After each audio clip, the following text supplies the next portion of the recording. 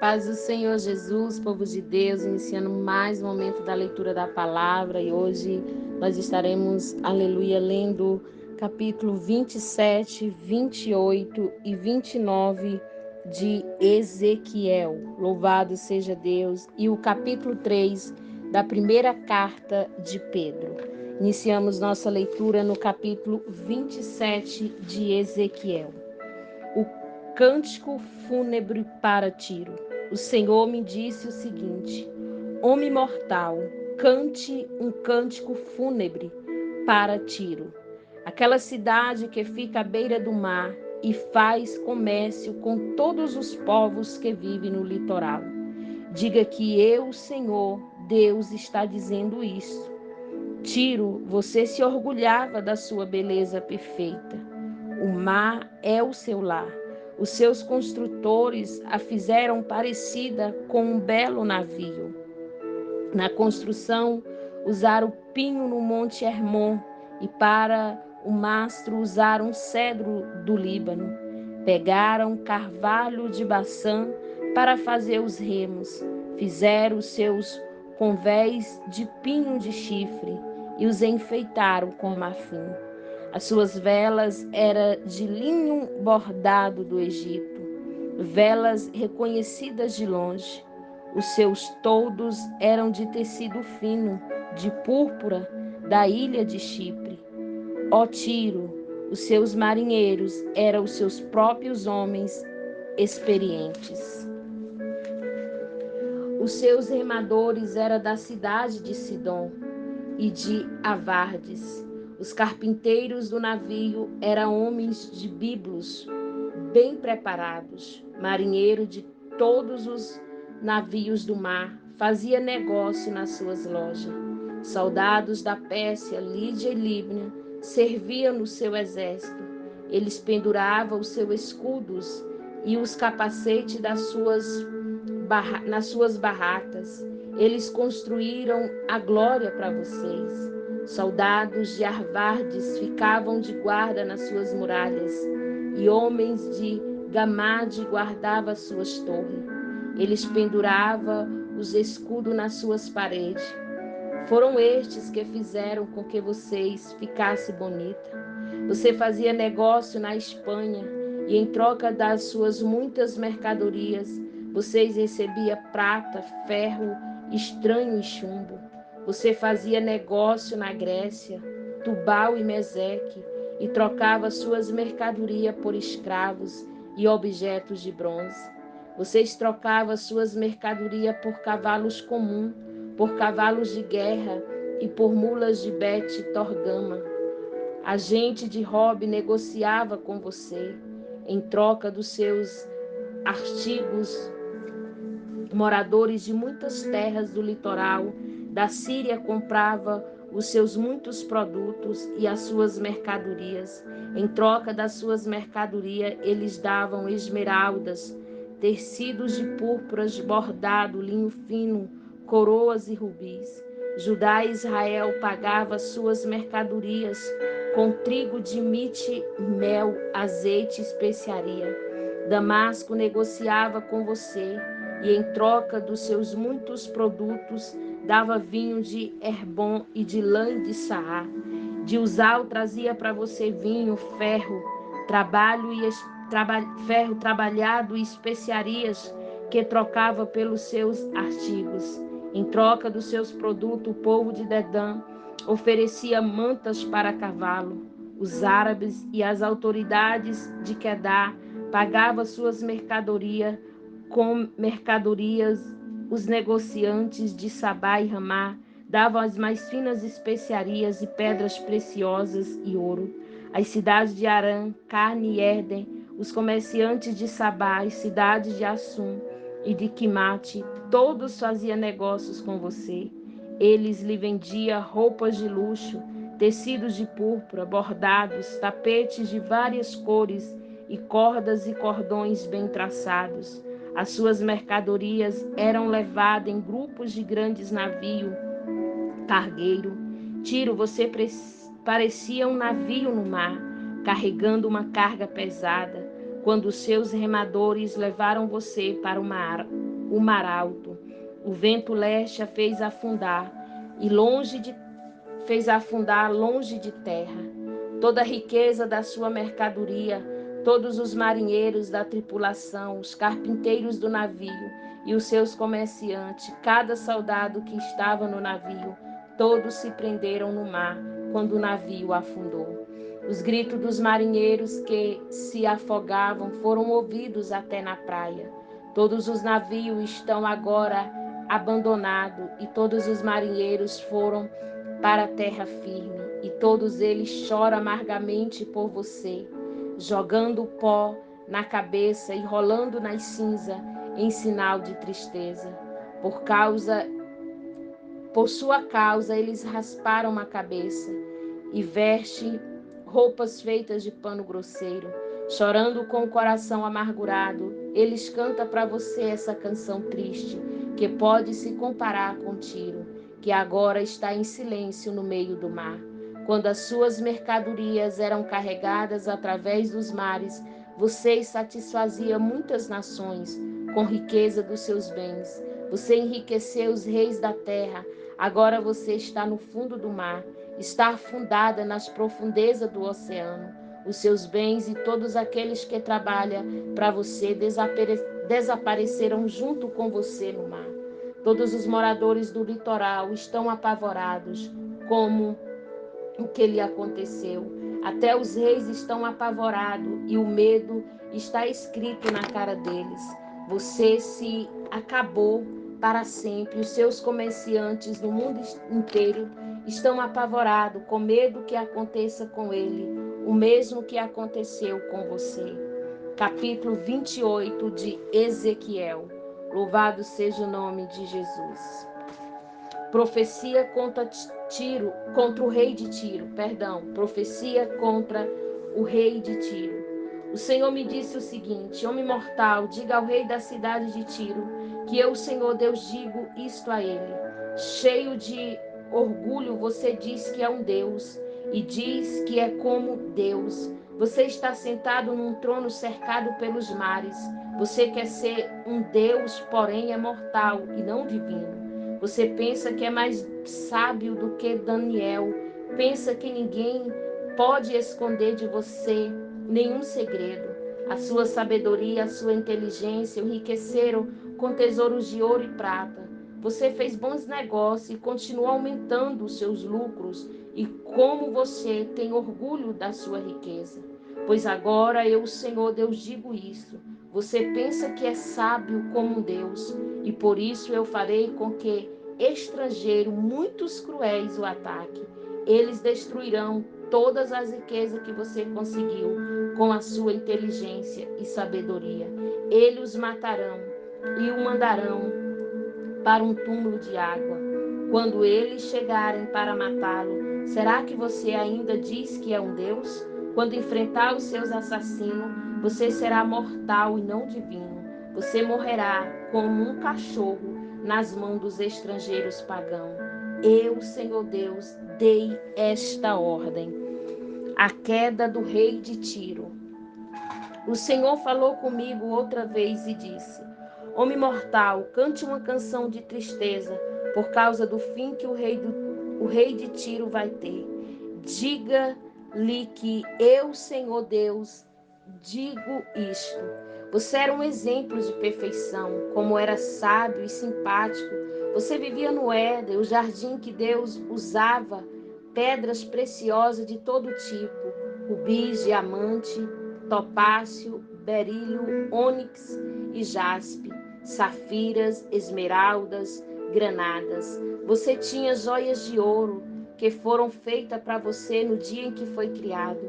Eu fiz de você um anjo protetor com as suas joias de ouro que foram feitas para você no dia em que foi criado. Eu fiz de você um anjo protetor com asas abertas. Você vivia no meu monte santo e andava pelo meio de predas brilhantes. A sua conduta foi perfeita desde o dia que foi criado, até que você começou a fazer o mal. Você ficou ocupado comprando e vendendo, e isso levou à violência e ao pecado. Por isso, o anjo protetor, eu humilhei e expulsei do monte de Deus, no meio das pedras brilhantes. Você ficou orgulhoso por causa de sua beleza, e a sua fama o fez perder o juízo. Então eu joguei no chão a fim de servir de aviso para os outros reis. Você foi tão desonesto nas compras e vendas que os seus lugares de culto foram profanados. Por isso pus fogo na cidade e queimei completamente todos os que agora olham para você. Estão vendo que você virou cinza, você está acabado para sempre, e todas as nações que a conhecem estão apavoradas com medo que aconteça a mesma coisa com elas. Profecia contra Sidom. O Senhor me disse: homem mortal, fale contra a cidade de Sidom. Diga ao povo dali que eu, Senhor Deus, digo o seguinte: Sidom, eu estou contra você.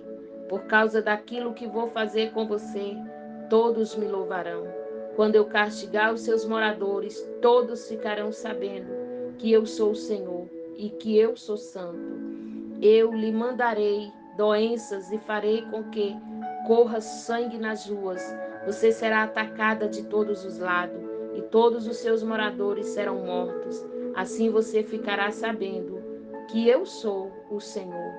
Bênção para o povo de Israel. O Senhor disse: os povos vizinhos que trata Israel com desprezo nunca mais o ferirão, como ele fosse espinho e roseiras bravas. Eles ficarão sabendo que eu sou o Senhor Deus. O Senhor Deus disse: eu vou trazer de volta o povo de Israel, de todos os países por onde o espalhei, e todas as nações ficarão sabendo que eu sou santo. O povo de Israel viverá na sua própria terra, a terra que dei a Jacó, meu servo. Aí eles vão viver em segurança, vão construir casas e fazer plantações de uva. Eu castigarei todos os seus vizinhos que o trataram com desprezo, e Israel ficará seguro. Aí eles ficarão sabendo que eu sou o Deus de Israel. Capítulo 29 de Ezequiel. Profecia contra o Egito. No 10º ano do nosso cativeiro, no dia 12 do 10º mês, o Senhor me disse o seguinte: homem mortal, fale contra o rei do Egito. Diga como ele e toda a terra do Egito serão castigados. Diga que eu, Senhor Deus, está dizendo isso ao rei do Egito. Eu estou contra você, crocodilo monstruoso, deitado no rio. Você diz que o rio Nilo é seu e que você mesmo fez, mas eu porei um gancho no seu focinho, e farei com que os peixes do seu rio fiquem agarrados em você. Então eu puxarei para fora do rio Nilo, com todos os peixes agarrados em você. Eu jogarei no deserto e todos aqueles peixes também. O seu corpo ficará largado no chão e não será sepultado. Eu darei as aves e os animais selvagens como alimento. Assim todo o povo do Egito ficará sabendo que eu sou o Senhor. O Senhor diz ao Egito: os israelitas se apoiaram em você, mas você foi um bastão fraco. Quando eles se apoiaram, você quebrou, machucou o ombro deles e fez com que torcessem as costas. Por isso eu, Senhor Deus, estou lhe dizendo que farei com que homens o ataquem com espadas e eles matarão a essa gente e os seus animais. O Egito vai virar um deserto vazio. Aí você ficará sabendo que eu sou o Senhor. Você disse que o rio Nilo é seu e que você foi que o fez. Por isso eu estou contra você, contra o seu rio Nilo. Farei com que todo o Egito vire um deserto vazio, desde a cidade de Megido, no norte, até a cidade de Assuã, no sul, e até a fronteira da Etiópia. Nenhuma pessoa ou animal passará pelas suas terras durante 40 anos. O Egito ficará sem moradores. Farei do Egito o país mais deserto do mundo. Durante 40 anos, as cidades do Egito ficarão arrasadas. Aleluia! Mais arrasada do que qualquer outra cidade. Farei com que os egípcios se tornem refugiados. fugirão para todos os países e viverão no meio de outros povos.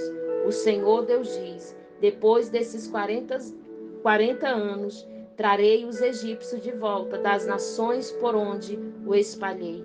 Eu os deixarei viver no sul do Egito, a região de onde vieram. Aí eles serão um reino pequeno, o mais fraco de todos, e nunca mais dominarão outras nações. Eu diminuirei tanto que não serão capazes de dominá-las. Israel nunca mais dependerá da ajuda deles. O que aconteceu com o Egito fará com que o povo de Israel lembre como estava errado em confiar nos egípcios. Então Israel ficará sabendo que eu sou o Senhor Deus. Nabucodonosor conquista o Egito. No ano 27º do nosso cativeiro, no primeiro dia do primeiro mês, o Senhor falou comigo. Ele disse: Homem mortal, escute. Nabucodonosor, rei da Babilônia, atacou a cidade de Tiro. Ele obrigou os seus soldados a carregarem tanto peso que os cabelos deles caíram e os seus ombros ficaram esfolados. Mas nem o rei e nem o seu exército conseguiram nada com pagamento pelos seus esforços. Agora eu, Senhor Deus, digo isso: darei a terra do Egito ao rei Nabucodonosor. Ela vai pegar toda a riqueza do Egito e vai levá-la como pagamento para o seu exército. Eu darei a Nabucodonosor o Egito como pagamento pelo seu serviço, pois só o seu exército está trabalhando para mim.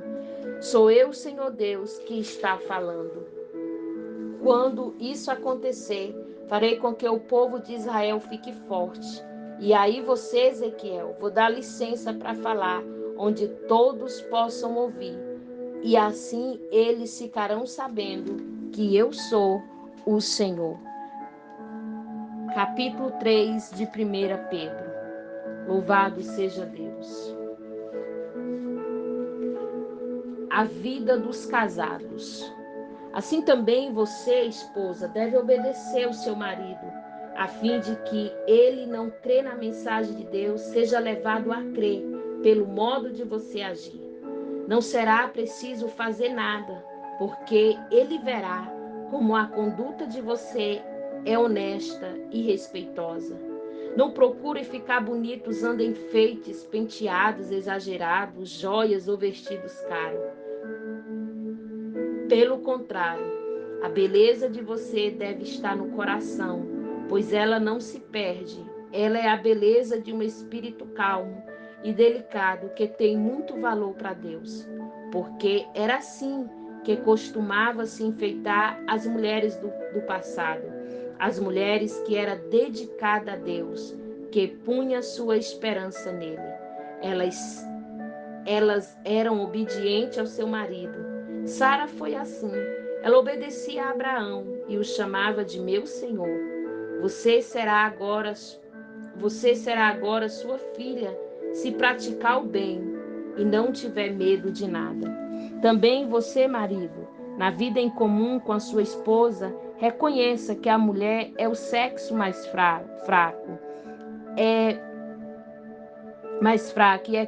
E é que por isso deve ser tratada com respeito, porque a esposa também vai receber junto com você o dom da vida que é dada por Deus. Haja assim para que nada atrapalhe as orações de vocês. O dever de fazer o bem. Finalmente, que todos vocês tenham o mesmo modo de pensar e de sentir.